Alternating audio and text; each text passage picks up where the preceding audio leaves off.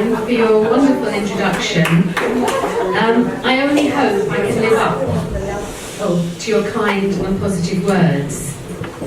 Thank you also to Robin for your help and support since this journey started. You and Sharon have been patient mentors for me up till now, and I assure you both I will be using your experience and expertise constantly in the future. Hopefully, in about 4 years' time, I will have got the hang of the job. I'm honoured and privileged to stand here this evening as your new president. But if you're wondering how this came about, believe me, so am I. It all began about 20 months ago when I had an email saying the chair of nominations needed to speak to me.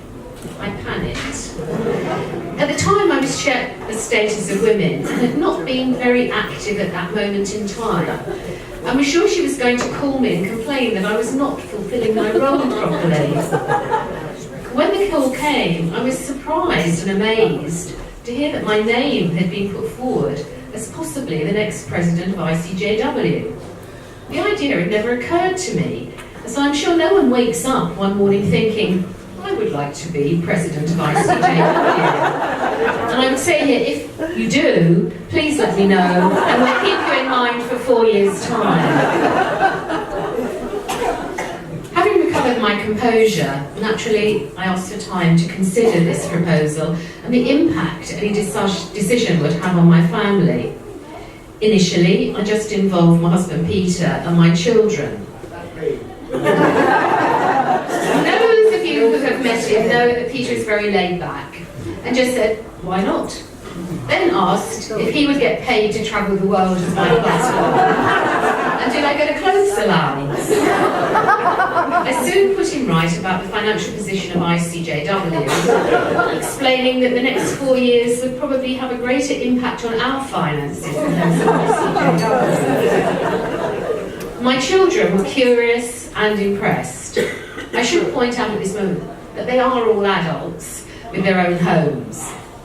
They felt that it was a great idea, as for some reason they thought the presidency would finally allow me access to the ancient secrets and wisdom of all Jewish women. Principally, the ultimate recipe for chicken soup and Penelope. They were all sworn to secrecy.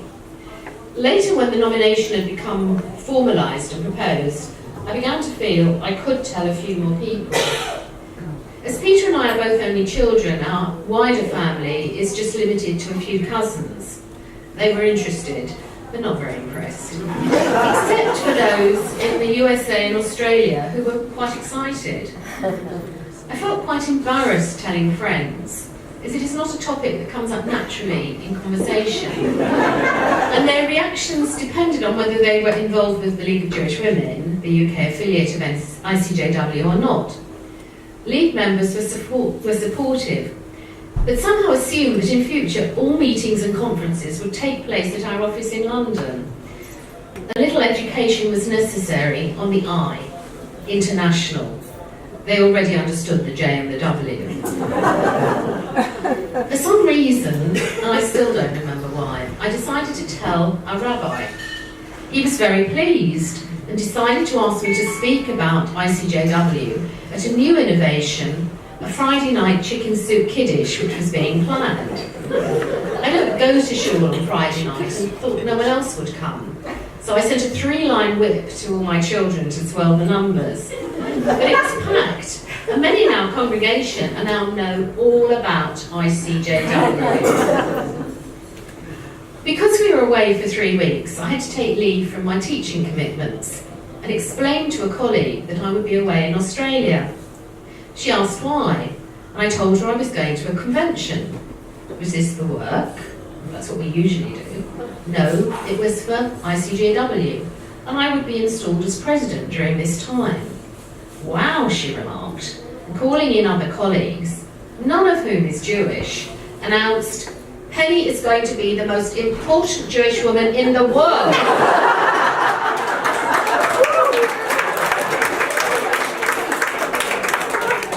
Not entirely true, but I do feel that ICJW has the expertise to be a very potent force for change. With an ever-growing number of affiliates around the globe, if we speak as one voice, we can influence NGOs, governments, and hopefully even the UN. It is wonderful to see so many old and new friends here tonight. Thank you for all your encouragement, and especially my crew from the UK who have just begun this journey with me, even those who counsel don't do it.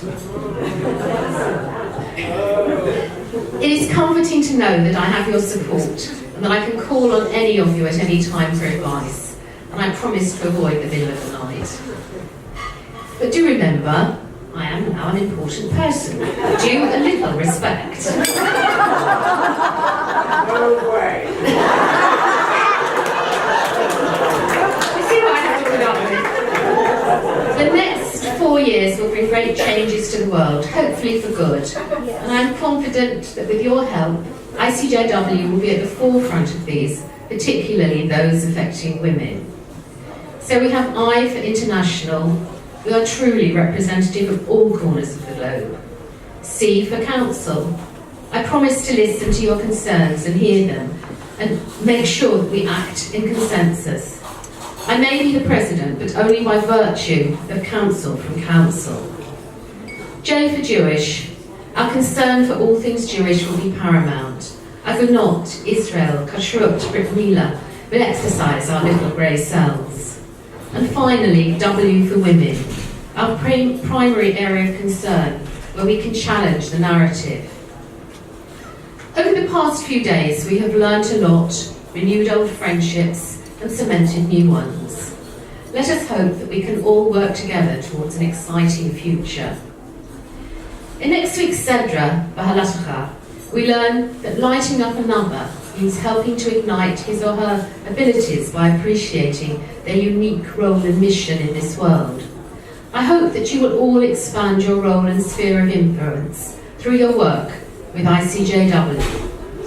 In the words of G.K. Chesterton, be an angel, learn to fly, and support others. Thank you.